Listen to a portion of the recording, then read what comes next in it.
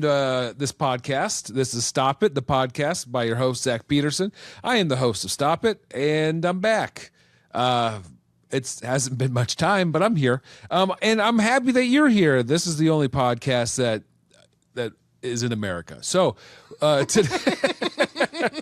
It's true, though. Actually, that's a stat that's legit. I fact checked. I know. Yeah. I went to USA.com and searched podcasts. It's true. Yeah, it's a hot website. Yeah.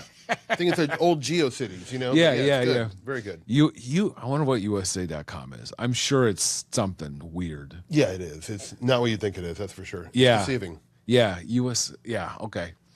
Well, with me today, tell people who you are. It's a return guest, so you should know if you're old Stop It head. Yeah, if you're a Stop It head. Hi, my name's Steve Berg. I am a actor, bitsman. I don't necessarily call myself a comedian because I don't do a lot of stand-up, but I'm a jokester. A bits guy. A bitsman, is that a thing? A bitsman. Say? Yeah, a bitsman. Actor, a bunch of stuff. Podcast. Yeah, I do that too. Prolific podcaster all over the place. I think, we've known each other for over a year now. Yeah. And you live in Omaha, and I didn't know you were on The Good Place. Yeah. Yeah, and I rewatched. I was like, holy shit. Yeah. It was fun, man. That was a good one. It's like it was weird. I mean, though my part wasn't huge, and I didn't have massive monologues, but they were so secretive. Like you did not get your lines until you went to your trailer in the morning, and then you'd be able to look at your lines. Wow. They were so secretive. And everyone except for Ted Danson and Kristen Bell, you were kept in the dark. Wow. But it was a blast. It was fun to work the way. Plus I didn't have to do homework, which I like. Yeah. That's so cool. That was that's such a good show. That was such a good show. It really was good. Yeah. Yeah. It's rare. I mean, I shouldn't say rare, but it's like every once in a while you get to be on something that's actually good. Sure. And that's nice. Sure. Yeah, and it was a fun time to work on and all that. Yeah, it was great. A blast. Everyone was so cool. I was a huge Cheers fan growing up. Oh, I can imagine. And Ted Danson's just he's just I would like to be that when I grow up. He's just a cool, chill guy. Right. He would eat a little bit of an edible at the end of the day. The guy got a massage and he usually kicks in right when I lay down the massage chair. Yeah. Just a guy who's unflappable. Yeah, he's been there the whole time. You know what I mean? Man. Yeah, he's big. He's big for our generation, I think. Yeah, I met Ted Danson once, and it was a much different circumstances. I was in the Memphis airport, and it was the day of the Virginia Tech shooting, and we were watching it unfold on television. I look over, and it's Ted Danson. It's like, what a weird place to be. Yeah, and that was a messed up. I mean, they're all messed up. That was right. Profoundly horrific one. It was before it became so commonplace. Yeah, we're used to it now. Yeah, it's just unfortunately, it's like the air we breathe. Unfortunately, but to sort of experience that sort of weird grief and look over and say I'm alone, you're like, oh, holy shit, what a weird way to live. What a weird way to live. Yes, he's iconic. So what's another something that you've acted on that you've really enjoyed, or that's memorable for you, or that you see as sort of your favorite thing, or I think I get recognized for the movie Tag quite a bit because that was a big movie for millennials, I guess. And so I have a pretty good part in that, and so I really liked it. They they actually kept me on set for 2 weeks to throw out outlines for. Because I loved it. I've done a lot of punch-up work for scripts and right TV stuff, and I'm not the best joke writer, but I'm good at punching dialogue up. And so they kept me there, and I would just throw lines out at Helms, and I'm like, this is great. That's fun. That was my favorite part of actually doing that, because I'm like, I could do this 5 days a week, 9 to 5, and it's a dream job for me. That's punching really stuff up. So yeah. And I've done that on a couple other projects. I used to do that for Comedy Central a little bit. I would punch up their scripts. Nice. Really bad scripts that they would have. Real bad. Trying to make something decent out of it. Right. But, there's a handful of shows I can think of, but I don't want to throw it out there. I probably punched up a couple of them, not in a good way. But I'm working on. I have a recurring part on the show Ghosts on CBS. Okay, I know Ghosts. I just kind of jumped on in the 5th season. But that is really fun because it's a total throwback, super broad. I play a caricature, And I haven't done that for a long time where I get to play like a big dumb character. I'm like having so much fun doing it. Right. Because for like the last 10 years, it's been everything comedy wise. It's been like very grounded in reality. And I'm like, that's good. But I feel like it's time to put on a show for people, man. Yeah, weird times. Let's like aggressively go after laughs. And so it turns out like I thought I was like over that and above like broad acting. But now I'm like, man, I would love to be on the dumbest sitcom in the world and just be like basically like an idiot, you know? Yeah. Fun. Did you like go to school for acting, or did you? I went to University of Kansas and like majored in theater and film, so I was doing both. I kind of wanted to be like a David Lynch knockoff, but then I was doing acting stuff. Like I was doing like plays and stuff like that, and I liked it. I never thought they put a guy who looked like me on TV though. So when I moved out to LA, I was like, oh, maybe I'll do Second City and stuff, and that is what I did. And then it kind of just the filmmaking part just went to the side, and acting took over. So well, like we were talking about right before we started, if you're making a living with any sort of like art or show business, you're gaming the system. You're doing it, brother. That was the whole goal the entire time. It's like I just want to be a professional freak. Yeah. Honestly, I don't want to like. It's just like the way I am. I like nothing traditional about. I grew up in a very like. My dad was a professor. My mom was a homemaker. Like very structured. And I was like, and I loved it. It was a great childhood. But I'm like, that's not at all what I'm going to do. I want to be a freak, dude. I want to wake up at noon and, and so that was just, I was highly motivated to somehow figure out how to do the art life. Yeah. Yeah. I get so excited when I get around that stuff. Like when there's cameras or like big crowd or something like that, it just feels like, like I feel like I'm like, huffing pure oxygen and I'm like, I'm fully alive. Well, I want to ask you this question. So like I don't do nearly as much live stuff as I used to. I used to do a ton of improv and sketch, like a lot. And a little bit of stand-up, but not really. But I'll do stand-up every once in a while now, but like I still have stage fright. Like for sure, if I get on a set and the cameras and there'll be 100 people like looking at me, I don't feel anything. The moment I get on stage, even for 5 people, I definitely have stage fright. And I have to like coax myself. Like I did a show at Rachel's Club about 2 weeks ago. Not like, like 15 people there and like all really nice audience members. I was like terrified all day. I was dreading it. I was like, they're going to hate me. Oh my God. Like you've never said these jokes and you don't even have them memorized. Like, cause like I am not like a jokes. Like you're a really great stand-up. I appreciate it. Thank you. I've seen a lot of your stuff. You craft amazing material. My brain is incapable of working that way.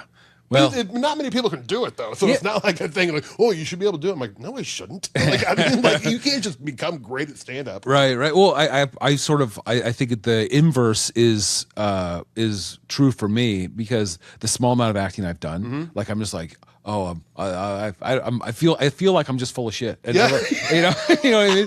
And everyone can tell that I'm just like reading or reciting or like like waiting for my lines of like Yeah. Like, I mean, because I feel like, when I'm on stage and I perform stand-up comedy, I like, that's my comfort zone. I feel like I disappear into it. And then like, half an hour later, I'm done. And I'm like, I think that went well. It was good. And but when it comes to, I'm so hyper aware when I am asked to do any sort of acting. I remember there was a show at Lyric Hyperion when I was living in Los Angeles. And a comic, Ryan Singer, asked me to do a small part.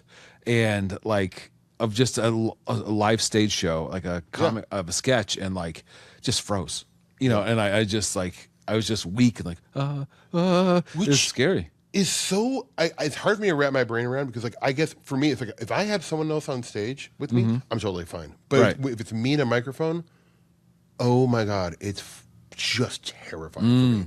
But let me ask you this question: for like a medium stakes show, not like a super high stakes show, do you get nervous at all? No. See, that's I would never be able to get to that place. Really? Amazing. I get excited. I mean, if there's people in the audience and they're laughing, like I'm excited. Yeah. Like I'm like, I'm a horse, the Kentucky Derby, bucking at the gate. Like let me at him. Oh. It's fun. We had a show this weekend. I had 2 shows this weekend. One was very small, and they were not on board. Right. And like so, I just went off script and I tried to get him, and that was a little like a little nerves, but there was more frustration. Yeah. But then there was, I did a big one in a park for like 150 people, and that one was just a ton of fun. And Yeah. it was, but I'm going to prepared. I know exactly what I'm doing. I've done all these yeah. jokes a million times. And you also like can like in the moment alter what you're doing based on how the audience's reaction. Right. So that's also like a high skill. You've been doing it for 2 decades. Right. Well, you can't just literally go like, well, I'll just figure that out. But that's like where the professionalism comes in. But I think it's the same for acting. Yeah. Where you have to be aware and you have to be present Yes. of the situation, but you also know that you have a job to do, and there's a schematic that you follow. Yes. But also it seems so foreign to me, even though it's so similar. Yeah. It's funny because what you do, I'm like, I am just an odd, like I could do it for 10 years and I would never not be nervous. Huh. No matter what. Like I'm just if like you were out there with me doing the jokes, I'd be like, I'll lean on Zach. Oh, right. Yeah, but without, I'm like, I don't know what to do. I feel like I'm acting like a stand-up, not being one. Gotcha. Which is like I feel like, well, this is what stand-ups do. They walk around a little bit. Yeah. Yeah, I'm so unprofessional. It's not good. That's great. Yeah. That's great. Well, let's get to the bucket. I mean, I've been waiting for the bucket. well, the thing was, it's like, we haven't seen each other in a while, and like it's always good to catch up Yeah, and just talk. We're touching base. Yeah. And there's the bucket. The bucket will always be here. Yeah, it's always here for us. Okay. You ever shave anything to the side of your head? On the side of my head? Oh yeah, you ever shave like a pattern or whatever? Never a pattern. No? No, but you know what? I will never say never because, look, I'm a guy about adjustments and change and trying new things out. So Yeah. I could see it happening. Some like weird esoteric like occult symbol that would like freak out people, make them think I'm a Satanist or something like that. Yeah. I would like to put that out. Yeah. I like to make people uncomfortable sometimes. Yeah. No lightning bolts. I'd like to. Yeah. No, I have not yet. Have you? When I was a kid, Yeah. in the 80s, early 90s, late 80s, the Brian Bosworth. I was Bosworth for Halloween one year. Really? And I didn't shave, but I had the paint. I don't Gotcha. think my mom would probably Gotcha. shave, but That's- was great. He wasn't a great football player, but he was a great. No, but like the show, he was a great showman. That's right. Yeah, and Stone Cold, his movie where he played a undercover guy. Have you ever seen Stone Cold? No, I haven't. I know what it is though. Like, I love it. yeah, It's a great bad movie. okay. You would enjoy it. I'm sure. It's in I'm your sure I wheelhouse. I'm sure Of I would. horrible movies. Oh yeah. Also, he's a Seattle Seahawk, and that he was the reason I became a Seahawks fan as a kid, and then I've always been a Seahawks fan since, just because of that. Because it's like there was this guy that looked cool as hell. Cool as hell. You know, He was punk rock. Yeah, to a 10-year-old in the late 80s. Yeah. Brian Bosworth with his with the crap shaved on the side of his head, his mohawk, and his big tail. Like, I mean, no one was cooler. No one was cooler. He was amazing, and he was like so intimidating Uh-huh. to other players. And he was a star. And also that Oklahoma football era, it was a bunch of outlaws, dude. I mean, Right. You know, the story. There's a great book. I think what was the name? I read it when I was a kid. Brian Bosworth's biography, and then I read Barry Switzer's one, and just the stories about them in the '80s. I mean, they were paying players. They had like mink coats, Right. lots of drugs. Yeah, all the stuff that we weren't supposed to do, but everyone definitely did. They were. It was very corrupt Mm-hmm. in a hilarious way. You ever see that clip of Bo Jackson versus Brian Bosworth? It's when I think it was Bo Jackson's rookie season and Bosworth's rookie season. It was Monday Night Football, Raiders versus Seahawks. And then it comes down to like the 2-yard line, and Bo Jackson just runs over him. Yeah. And that was sort of like maybe this guy is. I do remember that, and then people were like, "He might be a little bit of bluster." Yeah. Because Bo Jackson also was the real deal, dude. Right.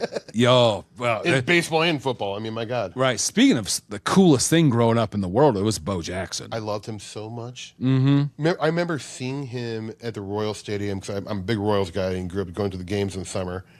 Seeing him break a bat over his thigh. Yes. Which, when you're a kid, you're like, oh, yeah, maybe one day I'll be able to do that. No. You have to be superhuman to do that shit. Superhuman. I mean, he would do it like a toothpick. It was just like, nothing. The best. 80 sports. It was a scene. Right. And I saw him. I saw it was him and it was George Brett on that team. I mean, that was like what, late 80s, so it was like maybe like some Brett Saberhagen, Kevin Yeah, Seitzer. you're exactly right. Oh God, I'm getting like I can start crying right now. Like I love that Royals era. Yes. Up to the World Series and post World Series, they were a classic '80s baseball team. Those Baby Blues. Yeah. And I mean, they weren't good until the 2020s again. Yeah, 2015. Yeah, But like they won in '85, then they had those like really big characters for a while. Yep. And then like as a kid, Yep. the coolest. And I went and I saw Bo Jackson, and a ball went against the wall, and he missed it, and his hat came off. And he looked around, and he got his hat, he put it back on, and then he got the ball, and he amazing. A gentleman first. Yeah, he did not Baseball care. player second. Yeah. You're not gonna fire me. Screw this game. I got a hat. My hat, man. That is boss, dude. That's a great move. He was cool. He was great. He was the best. He has some stuff probably shaved in the side of his head at one point. Guaranteed it. Probably the coolest symbology, a deep meaning. You know, like like reading War and Peace. It was layered. You know. Yeah. Oh, that'd be. I mean, you see some of the people now that have that stuff like shaved inside their head, like the steps or whatever. Yeah. But I feel like it seems like insincere because it's like it's that deep irony of like, isn't this dumb? Yeah, you're right. But like that wasn't the case back then. No, it was like, no, this is like objectively badass. This is cool as shit. It's cool as shit. What are you gonna do about it? This is the monster truck of haircuts. That's exactly right. Yes, we need to get back to that place. Right, where our haircuts are more sincere. Absolutely. Well, we got a lot of work done today. Yeah. Just call it right there. Yeah. Well, that's If I see a person with a sincere haircut, I want to be their friend. It's like, well, if I see someone with I feel like if someone is using irony as a crutch, it makes me think like, do I really like them? Yeah. You know, because there are people that are like, I'm going to go for what is stupid. But also at the same time, some people will do that and they drive like, sort of fashion or how people dress forward to a degree, and we all end up following. Right. You know? That's exactly right. Well, the 90s were chock full of irony too, especially like in fashion, ironic fashion. I mean, it's still there today, I think. I mean, like I see like how the 90s have kind of come back now. I'm like, I don't know if it doesn't feel so sincere to me. Right. But I'm an old fuddy-duddy. What do I know? I don't have my pulse on what the youths are doing wardrobe-wise. Right. Well, I feel like back in the early 2000s with the indie sleaze era, that was rife with irony. It was all irony. It was. Yeah. And I might have participated a little bit. Oh, same. I mean, for like, sure. I was like an indie rock kid, so I was very ironic. You know, like a lot of, I strictly shopped at like secondhand stores for ironic t-shirts. Oh, yeah. World's Greatest Dad? I might have had one of those. Yeah. With a ringer or two. Oh, hell. Extra irony. You know? I had one that in the Wonder Bread logo, it said Wonder Mom, and I wore that around as a teenager. Cool. You know, Zach, the more and more we talk about it, I'm like, man, maybe I'm going to get ironic clothes. You're going to see me next time like, damn, Steve, you really leaned into the irony of your wardrobe now. Yeah. That T-shirt is insincere. I'm sorry, I know our whole point was to be sincere. Yeah. But you got to me, man. Yeah. It may be it may be up there with the world's greatest grandpa, but maybe 3 or 4. Not the best. Right. I used to buy people greeting cards for like happy birthday grandpa for like a friend or like, I've done the same and thing. I thought that was like pretty funny, man. And Yeah. then I realized other people did that too. I'm like, nah, you're not original. Well, this is where us taking that irony and that lack of sincerity and us being silly has gotten us. It's this podcast right here. That's exactly. It's all culminated into this right here. We get to live like a bunch of freaks, so we won, I think. That's right. That's Yeah, right. Yeah. It's like some people were doing it and they weren't serious about it. That's exactly right. You're not sincere about your insincerity. That's exactly. I mean, I think that's true. Right. Wow, breakthroughs. Yeah, we're learning. Yeah, we're learning, and hopefully you are too. Are you looking down the barrel of the camera? I don't really look at the camera because I usually look at myself in the thing. Yeah, I'm going to do that. I'm going to do that from now on. Yeah, we can look at the camera. No. Just let's agree upon a eye line and then just stick with it. Just kidding. Okay, I'm kidding. I'm totally kidding. Let's both talk Let's directly. talk about eye lines. Okay, so yes, listeners, no. Talk directly in the camera the whole time. Yeah, make everyone uncomfortable. God, they're just looking right through me. He likes Brock, the producer. Yeah, all right. Brock's like, yeah, that's good, man. Please. It's like, You guys are darting all around. I feel so alone in here. Please acknowledge me. Sorry, Brock. Sorry, man. I think this is an interesting one, definitely because of your acting. It's like, have you ever met your heroes? I have. Yeah? Who was it and how'd it go? I think they've all been really good. I've met David Lynch twice. Wow. Which, in one time, the entire conversation we had, he was holding my shoulder and like squeezing it. And I honestly was having like a panic attack. So it was like meeting God for me because he's like probably the biggest influence on me. I think I'd be selling life insurance in South Dakota right now. Yeah. Had I not been a Twin Peaks fan as a kid, it totally changed the trajectory of my life. Makes sense. So met him 2 times. Incredible experience. That's cool. Incredible. And just as good as you think he is, because sort of eccentric and kind. You're talking really loud in my face, like, great to meet you, Steve. I'm really close to him. Like, it was hurt my ears, but I was like, and he was like smoking a cigarette. It was like blowing in my face. It's like, just trying to like take in his secondhand smoke and somehow through osmosis, make me a better artist, but yeah, he was amazing. I got to meet Frank Black from the Pixies. I did a sketch show with him. Really? I was doing this show with Kyle Mooney, Josh Fadem, John Ennis from Mr. Show. Do you remember him?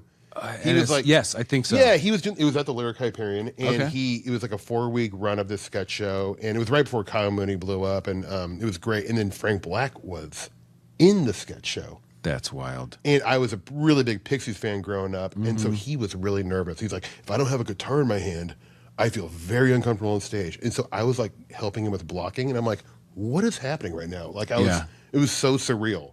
And then we became like, not friends, but like, we would see each other and then we'd stop and like talk, and I'm like, this is wild to me. Yeah. The dude who wrote Doolittle and stuff like that. Because it was a huge pivotal band for me growing up, So, yeah, I've had pretty damn good experiences in terms of like meeting heroes. That's really cool. Yeah.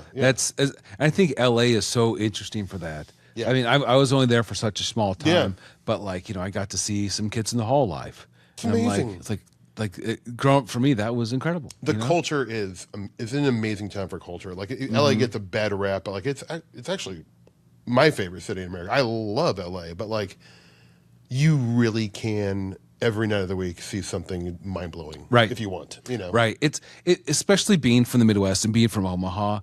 A lot of those things seem so far away. Yeah. Where they're untouchable, they don't even feel real. Yep. But when you're there, you're like, these are actual people working. Yep. These are like, this is their day job, and they, sacrifice a lot. Depending on who you talk to. There's exactly. Yeah, especially in the comedy world, if someone's working on something like a live something or whatever, then you're gonna see people around. Exactly. You're gonna see Conan O'Brien do a show totally for whatever reason, and it's just gonna be that's.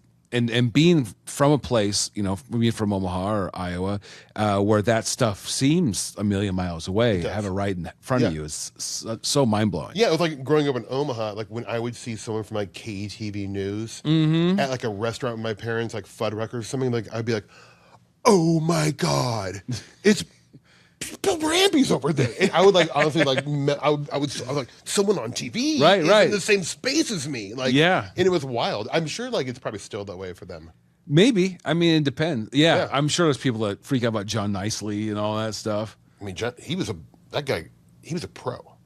I think he just retired. Retired recently. Yeah, it looks good too. Ramby is obviously now like the Elvis of Omaha in terms of like the news. Yeah. He's good. The guy's got national potential. We could lose him. We got to hold on to him. Well, he's part of the culture now. He's part of the culture. Yeah. The Ramby effect, like the Ramby Day or like I love him. And when there's a storm coming and he pulls up his sleeve and he's drinking a can of Pepsi on air, there's some real tornadic weather coming.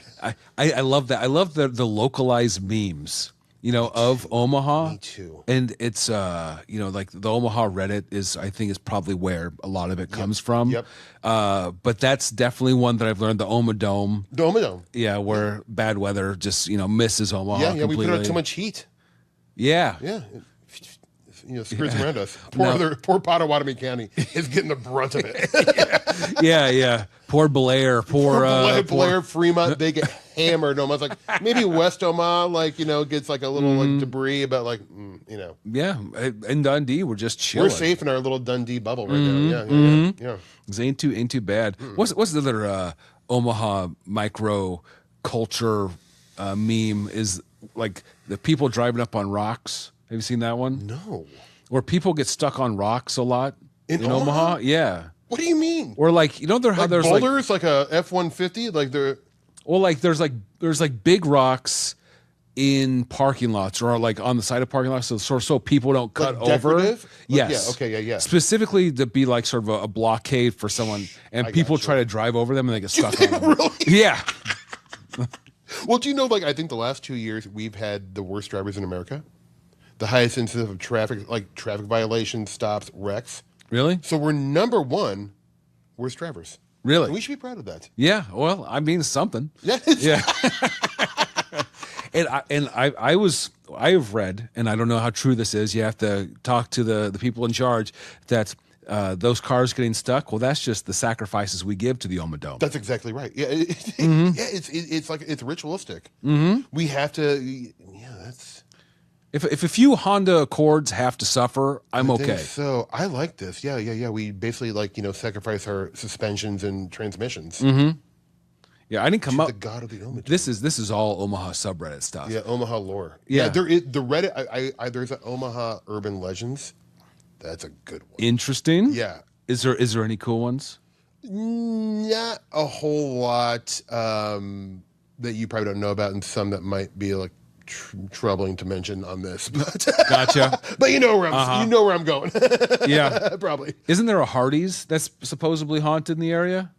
I was unaware of this. I need to know more. I feel. Are you serious? Yeah, I went to Hauntacon one year. Have you been to Hauntacon? No, it didn't. It stopped happening when I moved here. I was really bummed about it too. Well, there was a book written by a local ghost hunter that I can let you borrow if you're interested. Yeah. And one of those was a Hardee's.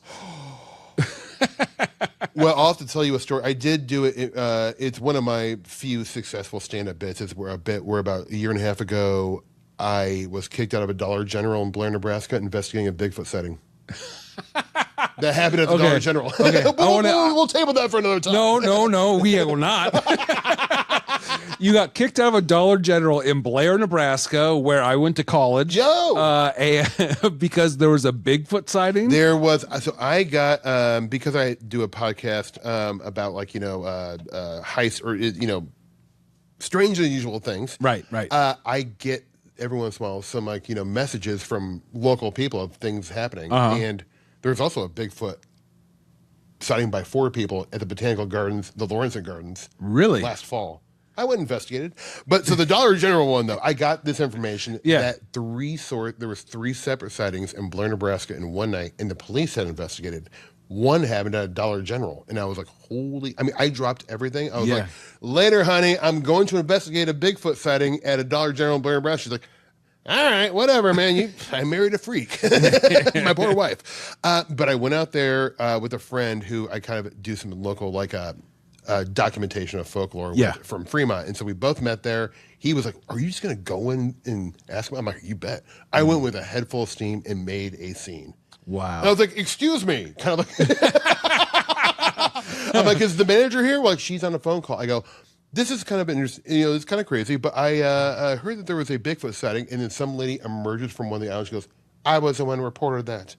I was like, oh. And I asked her, and what happened? She's like, well, I was closing up at night. And what we do is we have automatic locks at the front door, and then I walk around to pull on to manually just double check. Mm-hmm. He's like, when I was doing that, around the corner, there was an 8-foot tall creature covered in fur that was playing peekaboo with her. Holy smokes. And she said she was terrified. She went back in, they called the cops, and the cops came and cleared the area.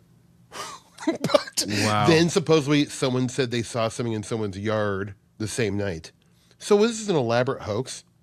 Probably. But I don't care if things are true or not. I love the stories. Right. I'm a folklorist. Yeah, they saw something. Yeah, I don't have a belief system in any of this stuff. Right. Maybe there's something to it, maybe not. But the stories are hilarious.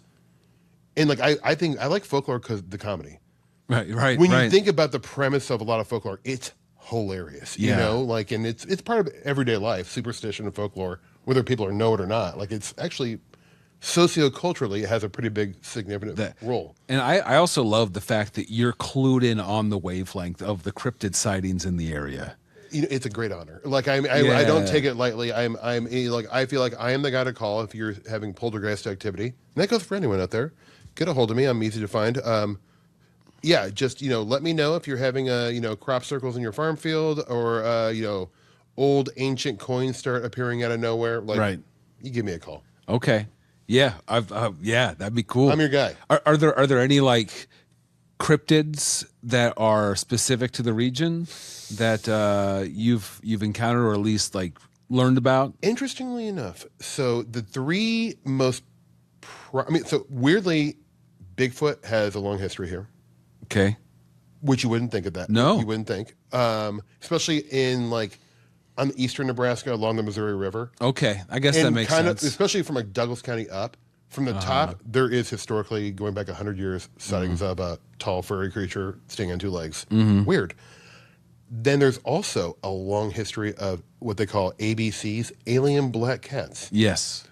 I have a couple articles from the 1800s where the mayor of Nebraska City, it was just called Odo City back then, was like hiring farm guys and giving them shotguns and torches and paying them to go get these giant 9-foot-long black cats that were circling little schoolhouses. Wow. Yeah. I mean, it's real. And the black cat phenomenon is oftentimes associated with seen after UFO sightings, right, or in conjunction with Bigfoot. Right. Ooh, that's interesting. That's awesome. Yeah. I mean, does it make sense? Not really, but that's cool as hell. There's no logic to it. But I mean, this is not the hard sciences we're dealing with. Yeah. Very soft science. American great ape, also cats, and cats. aliens. It's like, okay, they all interweave. I love it. Yeah. I love it. That's so exciting. It's all so fun for me, and I love going to these events and talking to people and hearing how serious they are about these sightings and see how it affected them. And I don't like ever say like, well, you have no evidence. Like, that's not my role. Right. I'm not trying to prove or disprove. I love stories. You know, the weirder, the better. So right.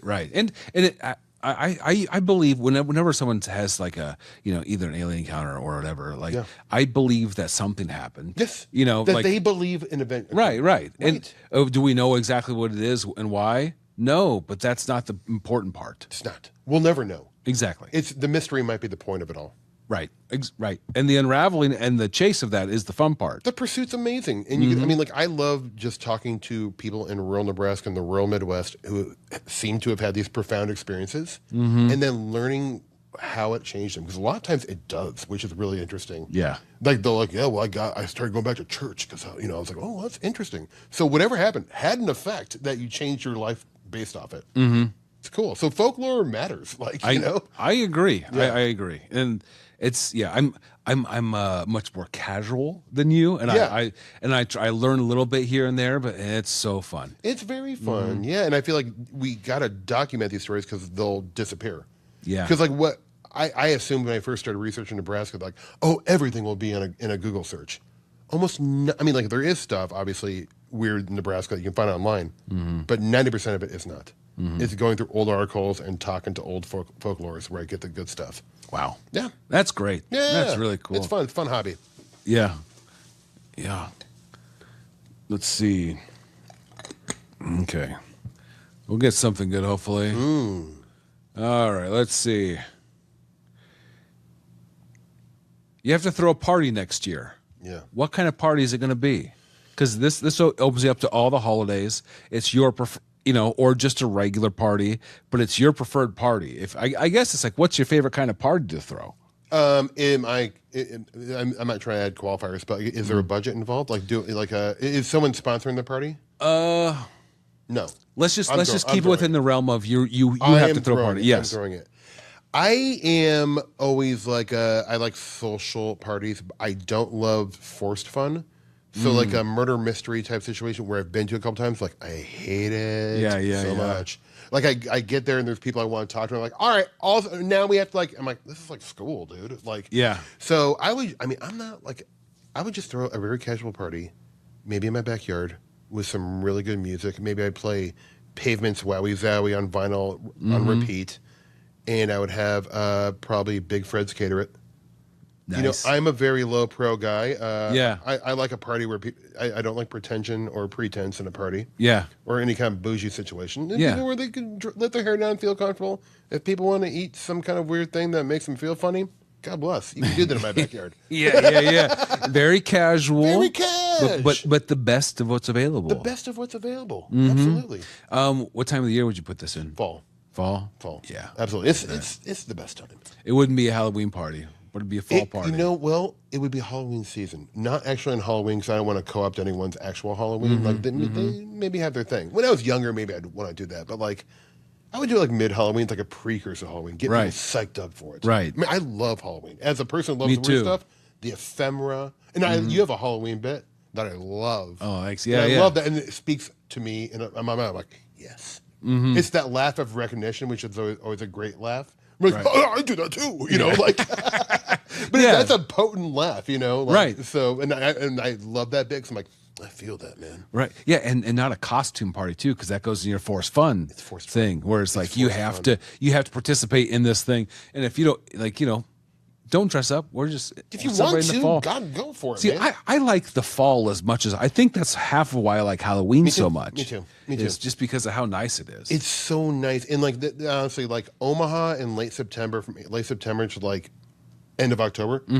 Weather-wise, it's the best in the world. I don't think I've ever been to a more lovely place weather-wise than the Midwest in the fall. It's magical. Yeah, I agree. And it just looks like a John Carpenter movie, you know, like leaves in the ground. It's just kind of spooky vibes. Haddonfield, yeah. Omaha's got like especially Dundee, very Haddonfield. Yes, totally. And what was that? That was actually LA, wasn't it? Pasadena. That's right. Yeah. That's right. Which they double for the Midwest for 100 years. And it looks totally like Omaha. It sure does. It's lovely there. It sure does. Do you do the pumpkin patches? What? You pumpkin patch? Oh, God, it's been a minute. I did growing up, though. You go, now they're kind of like really expensive. Yeah. Like you go to Vala and it's like, you have to buy like an expensive ticket to get in. It's like $40. Yeah. I mean, come on, man. For a pumpkin patch? Yeah. Like I get selling a ticket, you got to keep it open, but that's like a theme park. It really, well, like I go every year with my wife, and like it is really expensive. Yeah. But it's like it's tradition now.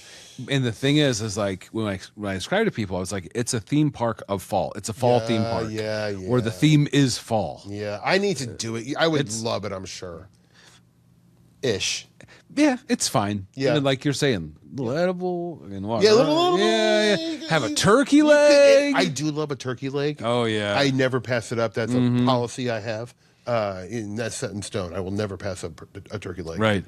Yeah. Yeah. Edible and go into a corn maze and then just realize you're in a cornfield. You can just leave anytime you want. Yeah, anytime you want, just walk right through it. Yeah, that's comforting, and I need that because like I don't like being lost or feel like I'm going to get left somewhere. Every time I go into the corn maze, I get lost. Yeah, I'm not good. I almost got lost going to the bathroom and then coming back in here. I actually did. I went down the wrong hallway. I'm like, this isn't where I'm supposed to be. And people were looking at me. Yeah. Just wind up in a corn maze. Yeah, I walked into a room full of people on computers and they're like, who are you? I'm like, I'm not supposed to be here. Have you seen Backrooms yet? No, I want to. Neither have I. But I was like, that's like where I wind up. It is. Yeah. I'm always in the back rooms. Yep. I've only heard good things. I've heard good things too. How feminine would you consider yourself? Percentage? Sure. 30? Yeah. I'm in touch with my divine feminine for sure. I get that. Yeah. I'm like, I like a lot of I have a lot of female friends, and I always have. And I enjoy activities that females enjoy too. Like, sure. I really do. Like, I'm not like one of those like. I have dude friends too, where boys can be boys and we're just idiots. Right. I mean, like I also really like female energy and always want to be around it. I agree. Yeah, so I would say 30%. A third. Yeah. I'm a third feminine. I feel that. Yeah, I feel that. It's one of those things where it's like, am I like? I try to be open, completely open, and like whatever falls out, that's what it is. Yes. But yeah, like I don't know what exactly it means completely, because I think the waters are muddied so much. It does. I have, it's interesting you said this, and I didn't actually think about this till right now. A lot of like important people in my life who are not my friends, when I have a choice, I choose female. My agent my agents have always been female. My manager is female. My doctor's female. My dentist is female. Right. So when I'm paying to have a service, I inherently trust women more than I do men. And I actually will talk to, so like when I used to go to a male doctor and I would lie. He'd be like, how much you drink a week? I'm like, 3 beers, the answer was really 15. When I'm talking to a female doctor, I'm like, 15, it's too much. But I feel I feel I can be more honest. I feel like I'm judged by other dudes. I guess maybe. That's my own thing, probably. I completely agree with that, understand that, and relate to it. I've had one male therapist, and I always felt conflict. I always felt like, well, fuck you then. Yeah. Like that sort of thing. And I don't know why. Yep. It has to be something with socialization where I think men are really like, it's always about like the whole thing of dudes hanging out. It's always giving each other shit. At least that's what you're told. At least all the basketball and baseball teams I've ever been on, that's how it's always been. Ball busting, yeah. Yeah. And I've never been a huge fan of that. Yeah. I'm a sensitive flower. I am too. And I never liked that. So I feel like my heckles are up sometimes. Yeah. And at least for when I had that doctor, when I had that therapist, and I felt that tenseness within me. And I now have a different therapist, female, and it's not there. Yeah. So like I don't know what that is, but I think it has something to do with it. I find in general conversing with women more because I learn more. Because I'm not that, and I don't identify as like a female. Like I feel pretty like grounded in my maleness or whatever, or my given gender, I suppose.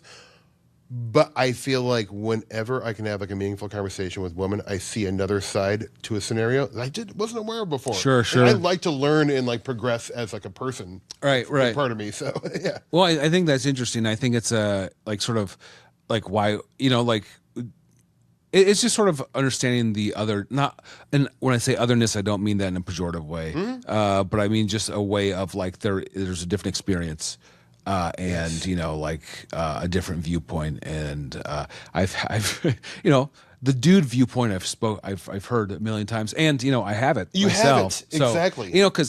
Because I'm very like just whatever. But it's one of those things where I don't have to think about it. I don't have to think about what my point of view is based on the majority of point of view, what the point of view of most things are, because it's in lockstep with what I see it the same way. And I don't think everyone does, but for me, I'm like, and also I grew up like in the neighborhood I was in. It was all little like girls my age.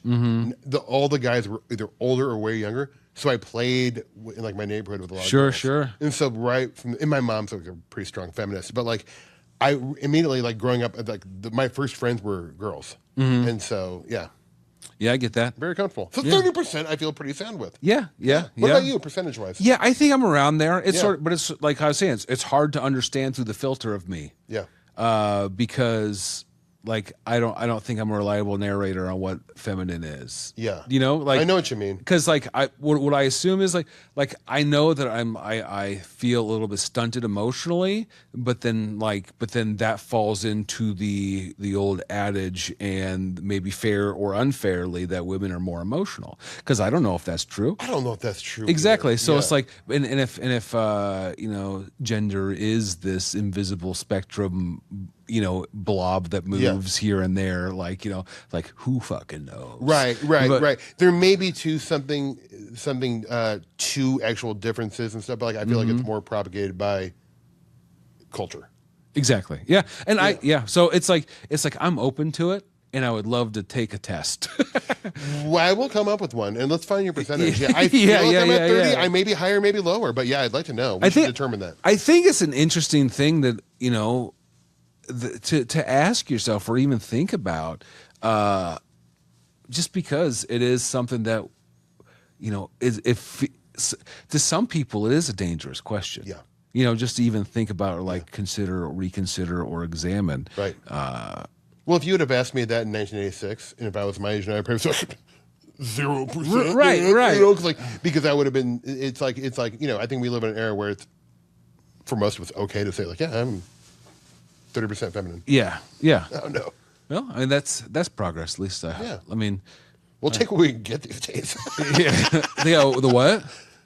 I would say we'll take what we can get these days with progress. Right. It's being reversed fast. Yeah. I get it. Okay, let's see. Do you have any tattoos you regret? I have one, and I don't regret it. It's a Halley's Comet. It's Halley's Comet. It just says, "Be seeing ya," and that's like a line from this show called The Prisoner. Oh, okay. I know of The Prisoner. I never watched it. It's very good. You'll like it. But I love it. It's my first tattoo. I'm gonna get another one. I like tattoos that are kind of funny because I always feel like then I won't get tired of them if it's like a solid bit. So I thought of maybe I've kind of always wanted to get a flaming basketball that said "Born Into This." Okay. Because I'm clearly not. And there it goes, that 90s irony. Yeah. Oh no! It's Yeah. But I'm also thinking about getting the same tattoo and just mirroring it. That's fun. Yeah. Which is stupid too. One on each side. Yeah. Yeah. One on each side. But I want to get another tattoo. I remember someone telling me, it's like, you'll get addicted to it. And I'm like, they were right. The entire process of getting a tattoo was exhilarating for me. Yeah. Like, I really liked it. When it was over, I was like, I'm just going to ask the lady to like trace over it again just so I could have that moment in the chair again. I loved it. It's an amazing, I mean, obviously you enjoy it too. Yeah. And you have great tattoos. Thanks. The ritual of it has really shifted. It's really changed from when I was younger, and I was like, "This is important." And I'm going to think about this. Yeah. Like, there's a handful of these on here that was day of, or I just picked off a thing because it was fun. Like I got this one. I love that one too. That's Flash from backstage at the Warped Tour from last year, where they just had a bus, people doing tattoos. Whoa, really? And I was like, I'll take this one, and they just threw it on there, and it's the first time I saw it, and it was like great tattoo. But now that I have so many, like, who cares? Yeah, like, fill it up. If I had one that sucked, wow, that would suck. That would be terrible. But you don't. Do you have any ones you regret? Yeah, I got some that are that I'm not thrilled on, but I don't want to. You don't want to expose yourself. Yeah, but I used to have a bit about it. About the one on my wrist and all that. Woo. But they're fun. Yeah, I like them. Yeah, I thought about I have to go out to L.A. to shoot this thing for this podcast I work on, and I was thinking as a joke to get my ear pierced with a nice like gold like George Michael hoop. Yeah, and just not acknowledge it. It was fun. Like, and feel like you have an ear like always wanted one. Anyways, let's do this thing. See that. Yeah, we gotta wrap up soon. Yeah. But that's ear piercing stuff. That scares me more than tattoos. Me too. Yeah, me too. You put your needle through the whole thing. Yeah. All right. Let's plug your stuff. Yeah. Like how can people follow you? Yep. What are some projects of yours that they should check out? You can follow me on the social medias at Berg Master, BERG Master 5000, and I'm on a show called Ghosts right now. About to start working on a new show called Eternally Yours, which is sort of a spin-off of Ghosts. Not really, but it's the same people. I'm also doing a show here in Omaha at the Scottish Rite Auditorium, June 27th. It's Gareth Reynolds, the comedian Gareth Reynolds show, and I'm just kind of like hosting it, and then we're going to do a little advice section from We're Here to Help. So we're going to do a little live We're Here to Help, which I think is the first time it's ever been done live. So we're excited about that. So come, buy a ticket. I'm on that show, We're Here to Help, and I have a podcast called Hi Strangeness, HI, Strangeness, and it's about weird stuff. So check it out. And that Gareth show should be awesome. Yeah, and we're gonna give you a free ticket. We'd love to have you come. Hopefully, I'm in town. Yeah, if you're in town. But I want you to meet Gareth too. Like you'll love him. That'd be cool. I mean, I'm a huge fan of Dollop. Yeah, me too. Like I have been for Dollop's a long time. Incredible. I saw him live in Chicago. Did you really? The live show's so good too. Yeah. Yeah. That was big fan. Yeah. Big fan. Last question. Yes. And thank you for being here. Thank you for having me, brother. Should I carry a knife? Yeah. Okay. Yeah. That's it. No, cut and dry. Look, our grandpas carried a blade. Yeah. You know what I'm saying? My dad used to carry one. I don't, but like I'm so happy you brought that up because I have been in the market for like a clip pocket knife. Yeah, they have those clip. I have a bunch of those clip box cutter knives that fold and stuff, and those are cool. And that's what I need. You know, need one of those too. I don't need a that's good enough. That's good enough. Yeah, I don't need like a Swiss Army or like a big intimidating blade. I need something just I'm fixing the lawnmower. Right. I don't know what I would do. You know, I'm not very handy, but It's like that Simpsons where it's like I wish someone would help me open up this cake box with this string. Yeah. You know, and it's because Bart like gave up his knife or something. Yeah. And so it's all the things a knife can do. Yeah, they can do a lot. I mean, MacGyver was a testament to that. Mm-hmm. That's all he had. I think, I don't know. I always feel weird carrying a knife. I'm scared. I think what's kept me back from it is like, is that a concealed weapon? Would I get like in trouble if I got pulled over for speeding? And they're like, you have a knife, you're going to jail. Yeah, and I'm very scared of jail. I'm jail adverse. Yeah, so, same. Yeah, I'm always like, whatever I can do to stay out of there. Well, I think the one's like a work knife, that's chill. But I want a switchblade. I love switchblade. Like a nice switchblade. Yeah, isn't that cool? My buddy just got one. And I don't think they're legal. Are they legal? I don't think so. That's the problem. I won't say his name. I won't dox him. But yeah. I mean, or that's a butterfly. Yeah, but those are still cool. I don't know if they're legal either. They probably aren't. Mm-hmm. God. All the cool Yeah, spraying shit's legal. pesticides on our vegetables is legal. Sorry. Yeah. But I can't carry a butterfly knife? Come on, man. Right. Cool tricks. Yeah. Well, let's get knives, dude. Okay. Yeah. Let's get matching knives. We should. We really should. For this podcast. We deserve it. Yeah. We deserve it, and we're going to use them a lot. I agree. Look out, folks. 100%. Yeah. Not for violence, but for fixing lawnmowers. All right. Well, thank you for watching and listening to Stop It. That's what you've been doing, and now you can stop it.